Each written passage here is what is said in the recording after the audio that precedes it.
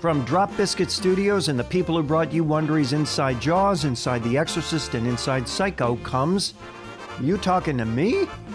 Bite-sized Hollywood history with plenty of bite.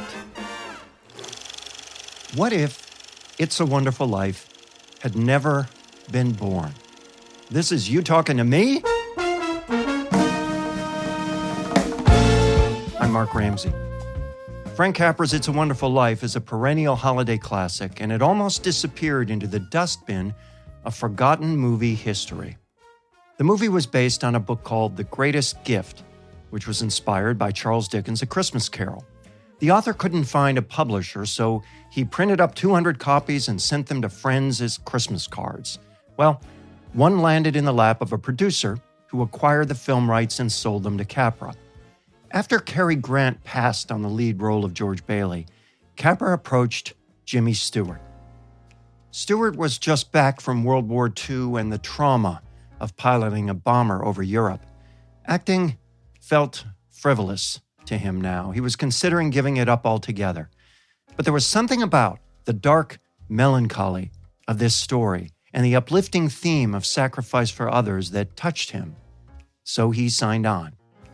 By the time It's a Wonderful Life was released, World War II had ended, and the dark tone at the movie's core did not match the mood of a celebrating nation. Our movie just got lost, Stewart later said. It was a disaster at the box office. It was forgotten, so forgotten, the copyright for the movie lapsed. And then, something remarkable happened. In the 1970s, many independent and public TV stations rummaged through public domain movies since they were so cheap to broadcast, and there were only so many with a holiday theme. As a result, a new generation discovered the movie for free on television over and over, Christmas after Christmas. In 1986 alone, more than 80,000 video cassettes of It's a Wonderful Life were sold. That number doubled the next year, cementing the movie's status as a Christmas tradition. Today, thanks to the attraction of big money and a Byzantine legal process, It's a Wonderful Life is once again under copyright. That's why you can catch it on network TV only on NBC and only once a year. But it was that time when nobody knew the movie and nobody had seen it and nobody cared about it, that time when the book no publisher wanted became the movie no moviegoer saw, until we all saw it on TV for free. That time was what made It's a Wonderful Life a classic.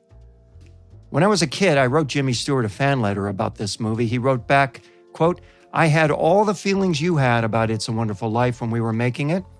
That's why it will always be my favorite."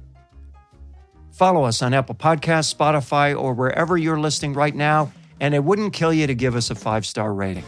That's You Talking to Me. I'm Mark Ramsey.